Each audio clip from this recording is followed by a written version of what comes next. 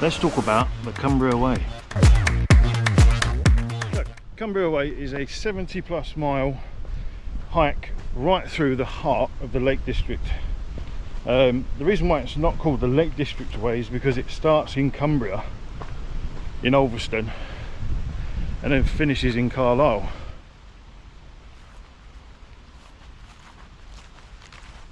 It spans the length of Cumbria. You'll be going over Wainwrights, passes, valleys, towns, villages, rivers. It's absolutely fantastic. So stay with me and I'll tell you all about it, my itinerary, kit, and then hopefully you'll end up going and enjoying it just as much as I did.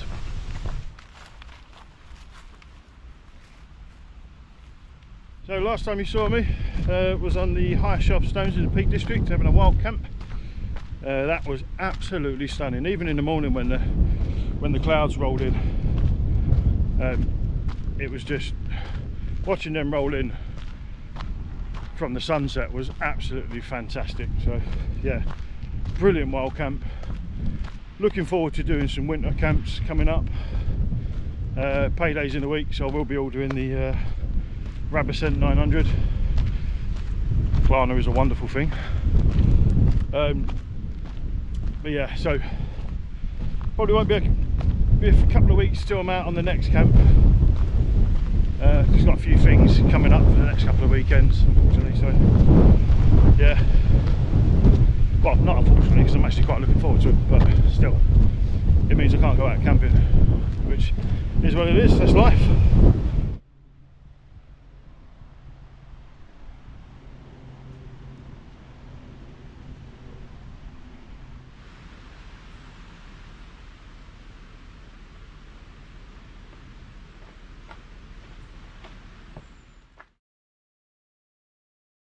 First things first, I have written it down because my memory is shocking when it comes to this sort of stuff.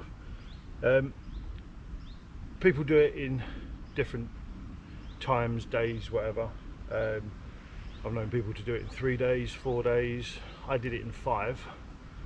I feel like that's a nice length to do it in, Monday to Friday. What I also did was I travelled up on the Sunday and just stayed in the Premier Inn at Ulverston. So dogs down there are kicking off. Yeah, I stayed in the Premier Inn in Ulverston, which is about a 10-minute walk from the train station. Some people rock up and just crack on straight away, which is fair enough, each to their own. I like getting there, having a night to chill out, have a nice meal in the restaurant beforehand, and cracking on the day after. Might have a cheeky breakfast here and now. I did it on the West Island Way and I did it on the Cumbria Way as well. So prices for the train, I mean I live in Wigan, so I got the train from Wigan, and it was a 2 stops, so you stop at Preston and then get connecting to Ulverston. That took about just shy of 2 hours, and that was a single, because obviously you don't need a return. Single was £15.30, and it was alright, to be fair. It was a nice little journey. Again, depending on where you get it from, you stop off at Preston, get the connecting, go past Lancaster, you get a glimpse of Lancaster Castle, and then you go over the peninsula. They've got a bridge that goes right through the middle basically, so that's quite a nice little view, and then you run along the coast at the bottom of the Lake District until you get to Ulverston. So it is a really pleasant, obviously depending on the weather, it is a very, very pleasant train ride.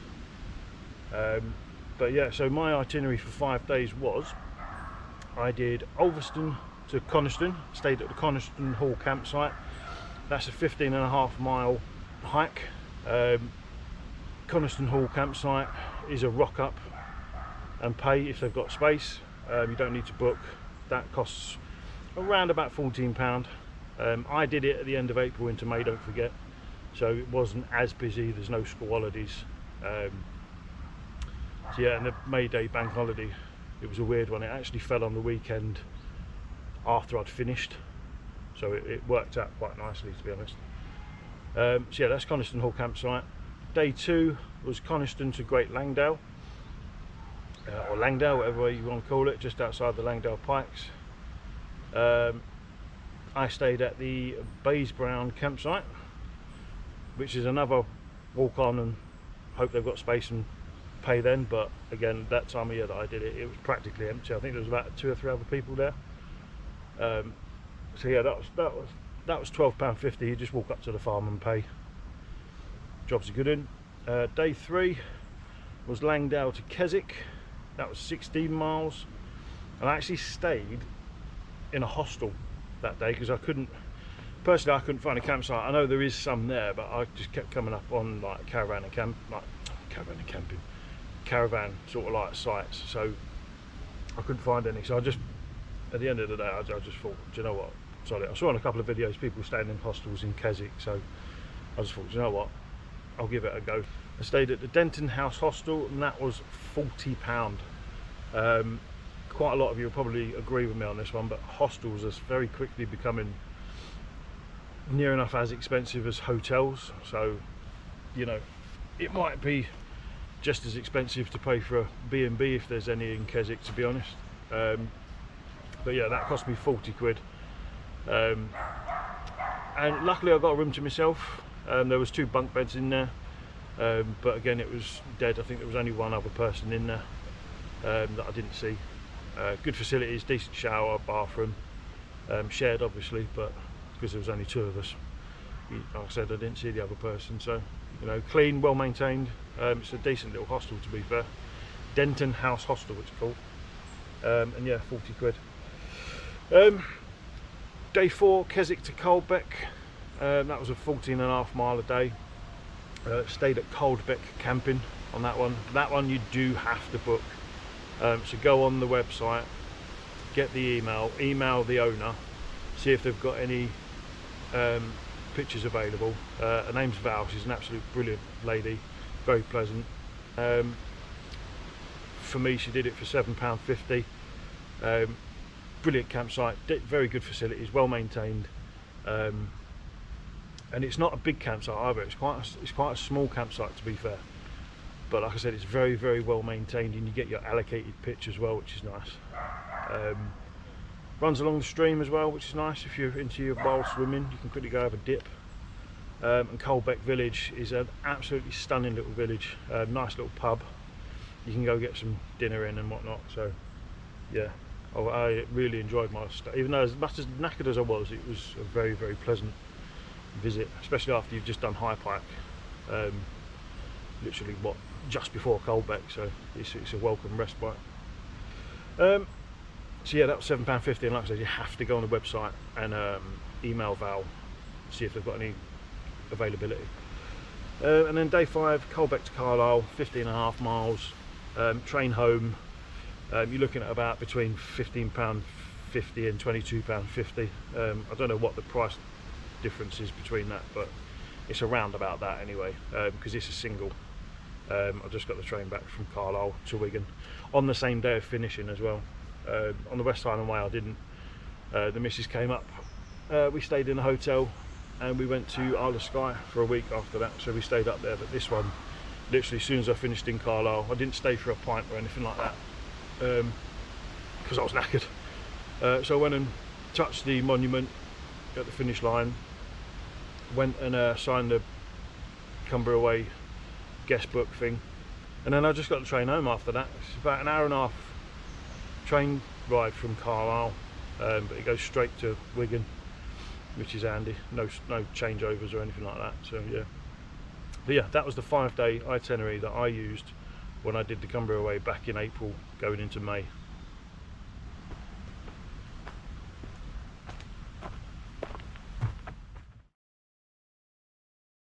So that was my itinerary.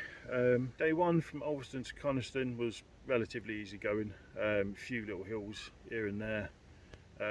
What I will say is make sure you are stocked up with water, any other form of drinks, plenty of sugar, to keep you going, keep your energy levels up. I used electrolyte tablets for my water. That did help.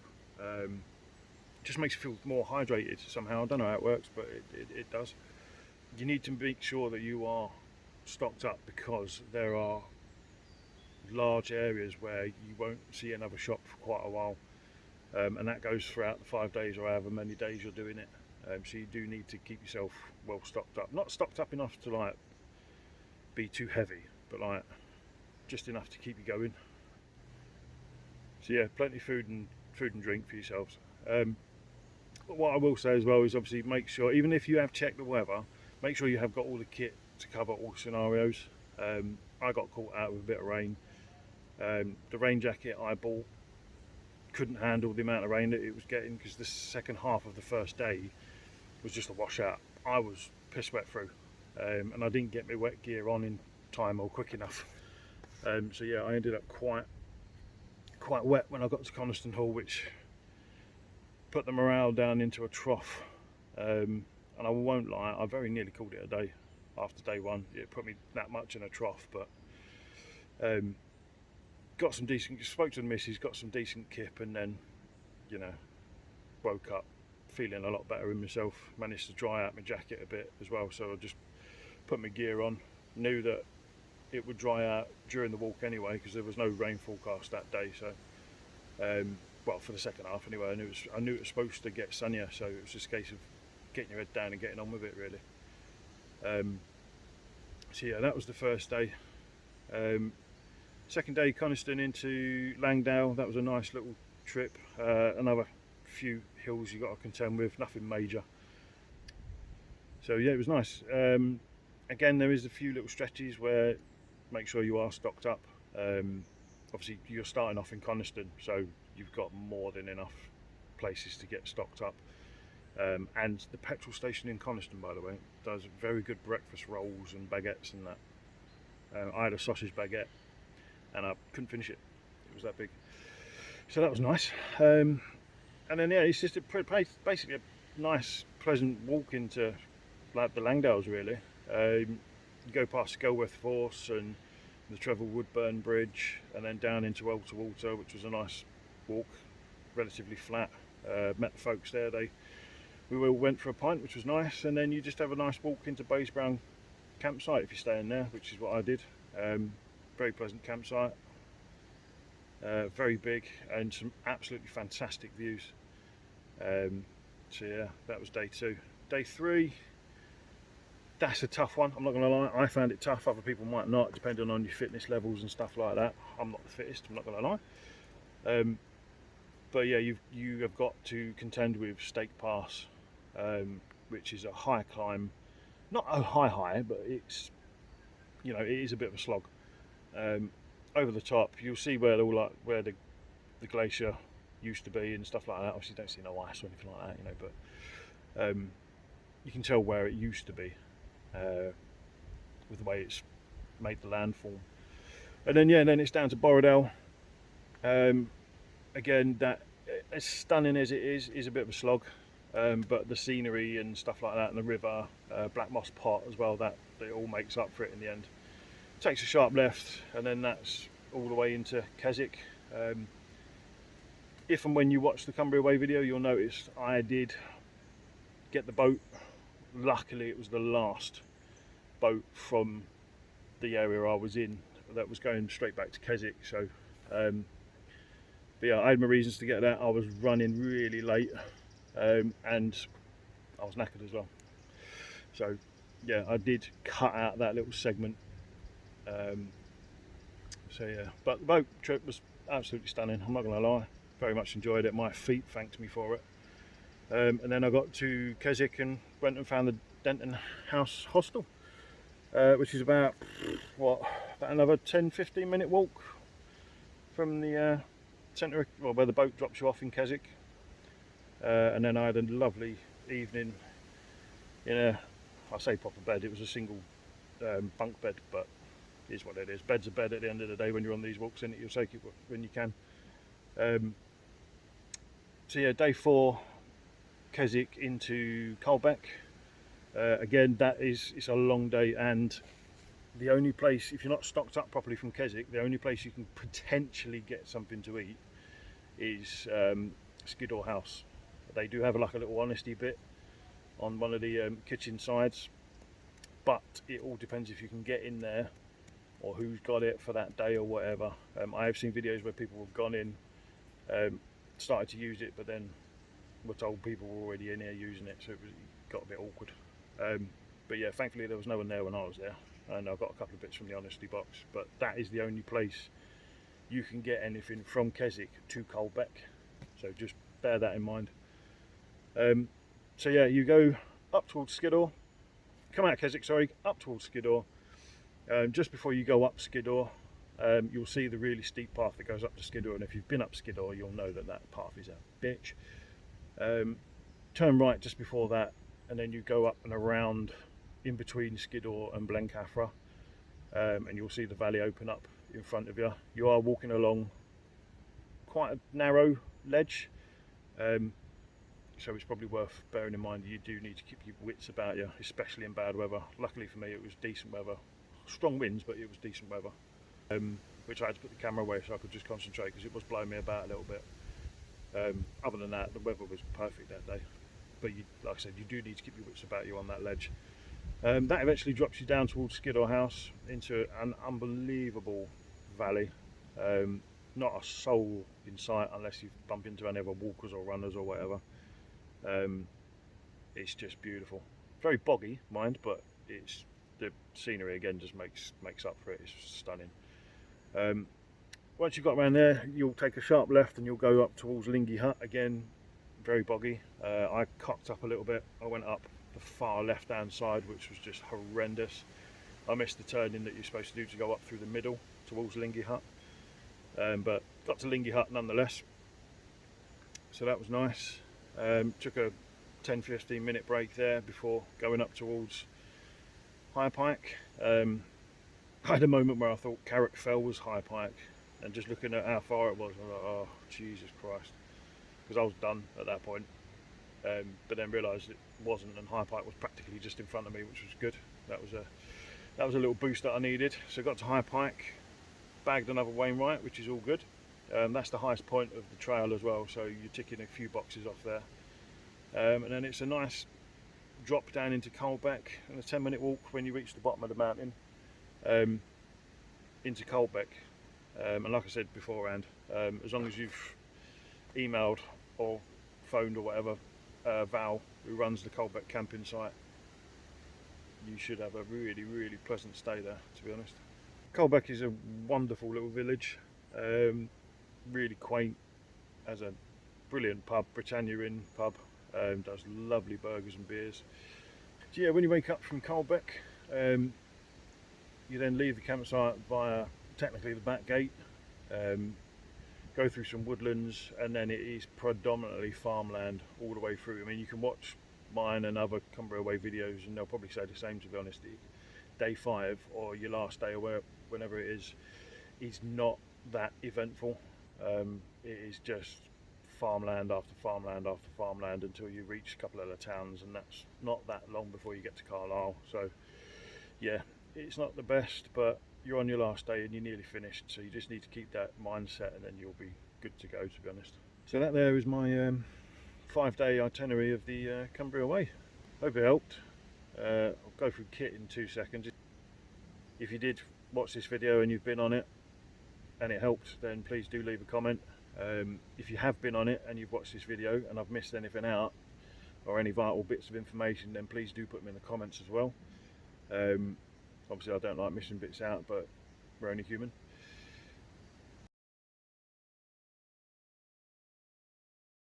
So kit wise, my tent was a Nature Hike Cloud Peak 2 green version, and there is a video of that on my YouTube channel comparing it to the blue one. My sleeping setup was a Burgas Transition 300 XL sleeping bag, a OEX Flux 5.0 sleeping mat, and a flex towel pillow, all of which is on a separate video on my YouTube channel. Pump I use, you can use, there is a pump sack with the mat, but I tend to use the flex towel pump. That works an absolute treat, and also doubles up as your lamp as well. I have put, I think there's a short on it, or on the sleeping system I have put a bit about that pump on there. For cooking or just making a brew is the OEX Aero stove. You can get that at Go Outdoors for about 50 odd quid, I think it is. Great piece of kit. You don't need to be forking out fortunes on the jet boils or anything like that. This OEX Aero is just as good in my opinion. There is also a video of that on my channel. Food, I did take dehydrated meals, the adventure foods from Go Outdoors. Bit pricey, I know, but you know, they are decent meals at the end of the day, if and when you need them. Again, like I've said before, there was quite a few pubs dotted about, so I didn't actually touch any of them on that entire trip. Other bits of kit that I used was obviously a head torch. I took 2 Polartec style tops, which was an OEX and a Through Dark. Very good during the night, they keep you very warm. Took a waterproof jacket, Peter Storm, which I'm not going to lie, wasn't great.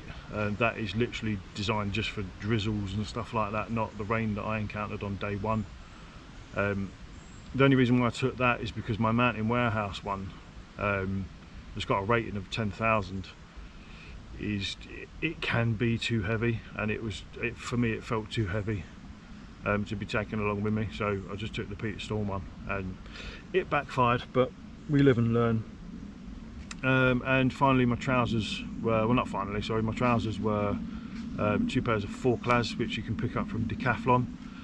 And my boots I used were Peter Storm boots as well, which just about lasted the trail. I used them a couple of times before doing the Cumbria Way, but yeah, they just about lasted until the end of the trail, and I've retired them now and got a new pair because the bottom were giving out. But it doesn't sound like I'm talking too good about Peter Storm, but they do good kit as well. I'm not being funny, every manufacturer has decent kit and poor kit here and there, so it is what it is. Other little bits, Carrymore walking boots, first aid kits, just all like your essentials really. The battery pack I used on the odd occasion, a few extra cables just so you can charge your kit up when you get to your pubs. Spork, you need a trowel obviously just in case you get caught short, and leave no trace, remember that, leave no trace. So yeah, and then finally I used my guidebook from Cicerone, which we are going to get on in a minute. What I use for my guide or map is the Cicerone books. Other brands are available, by the way, but this is what I go with. They have all the info, history, places to visit, transport links. This is the Cumbria Way one, by the way. Transport links, you name it, it has everything in it. They even have like stage 1, stage 2, stage 3. Let me see if I can find the actual. Yeah, it's like alternative schedules there. I don't know if you can see that properly, but that's a 9-day schedule. Just tells you mileage, where to start, where to stop.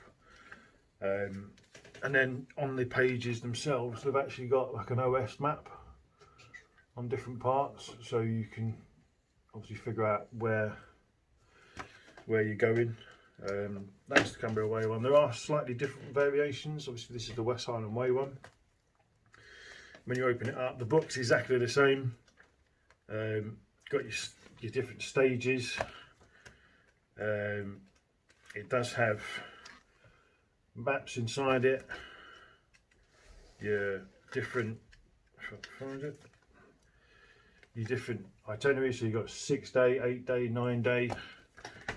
But also with this West Highland Way one, you do however have a map that you can pull out the fly on it, which is a full map book of the West Highland Way from start to finish. That is a godsend. Obviously, now having done the West Highland Way, I wouldn't really need it because it is very well waymarked. The Cumbria Way is all right waymark wise for the first third, I'd say, up to a half distance, and then it starts weaning off, unfortunately. So you do have to have some form of map with you. I mean, there's another Cicerone book coming soon. Yeah, so you're best off having a map with you, or some form of app on your phone that works offline, so you can download the maps and use them. But yeah, for me, Cicerone is, if that's how you pronounce it, Cicerone, I don't know. They are the books that I use, and they are very, very reliable. And you get a little bit of a history lesson as well on some occasions. So yeah, they're the books.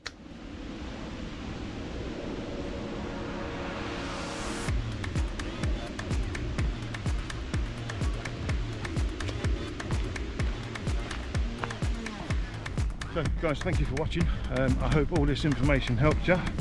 Like I said before, if you haven't been on the Cumbria Way, I hope it did help you in one way or another. If you plan on doing it for 5 days or whatever, either way, go there, enjoy it, soak it all in, make the most of it. It's a brilliant trail. As much as some of it is a slog, it is a fantastic trail. And yeah, if you do it and you've watched this, like I've said, please do let me know how it went in the comments. If not, my Instagram's got the same handle as this, so if you want to jump on there, give us a follow and DM me how it went. That's fine. Yeah, enjoy.